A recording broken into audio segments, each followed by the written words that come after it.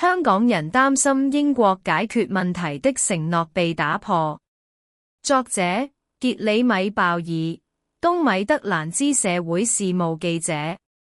發佈於2026年2月17日。在諾丁漢郊區的一間臥室裏，Moon 馬一邊照顧孩子，一邊為受邀從香港搬來的家庭經營 YouTube 頻道。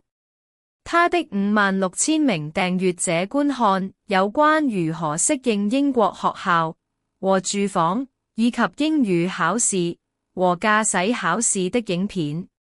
但現在文在寅擔心自己在這裏的未來，因為政府計劃對在英國永久定居提出更嚴格的要求。他的議員是數十名工黨成員之一。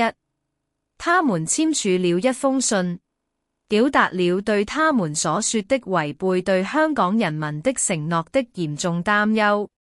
穆恩已經通過了英國生活測試，但擔心全面的移民改革將需要新的級標準英語語言測試，並且每年的最低收入至少為12570英鎊。我最擔心的是收入要求。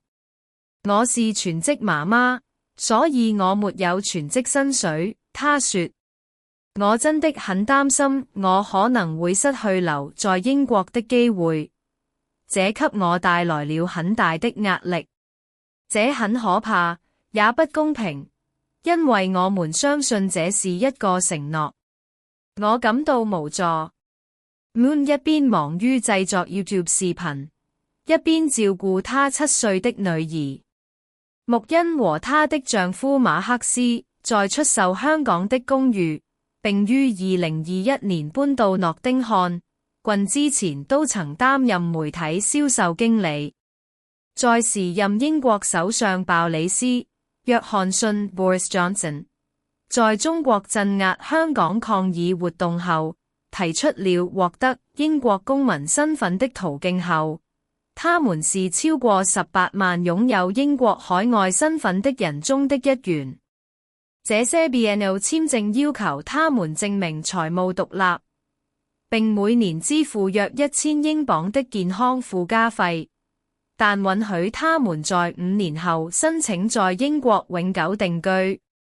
馬克思現在是一名倉庫堆高機司機，他擔心自己無法負擔家人的簽證延期。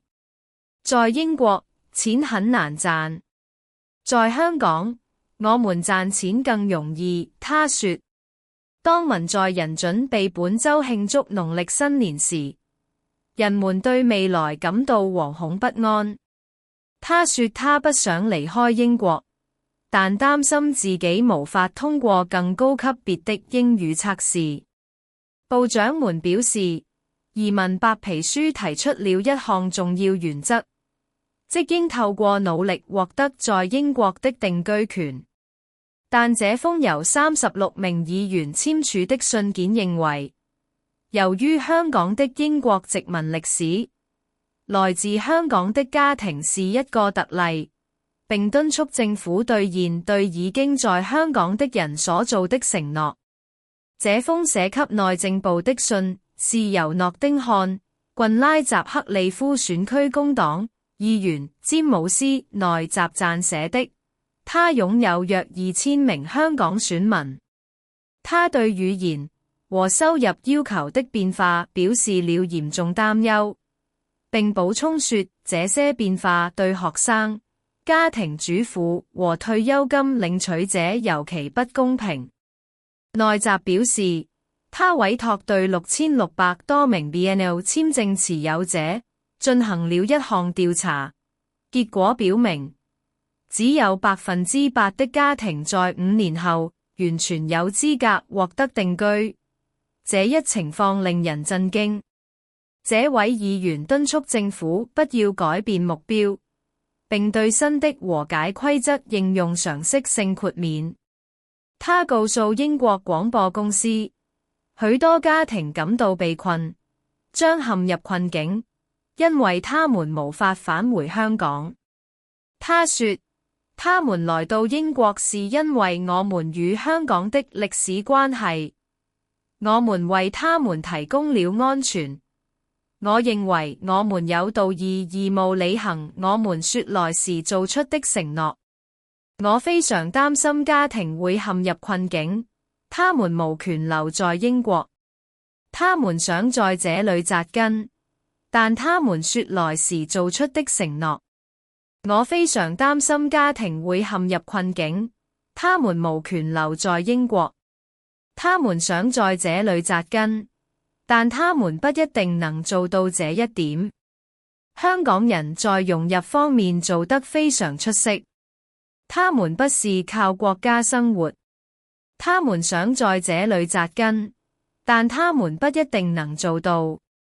詹姆斯內集警告部長們，新的解決計劃可能會給香港家庭帶來令人震驚的情況。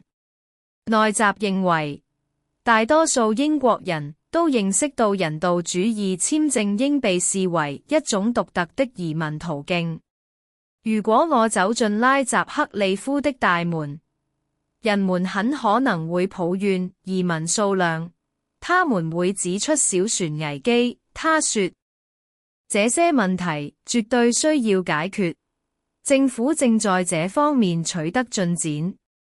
但如果我提到香港人，如果我提到烏克蘭人，如果我提到在阿富汗支持我們的人，他們會本能地認識到我們選擇這些人作為一個國家來支持他們，因為他們正在離開的情況。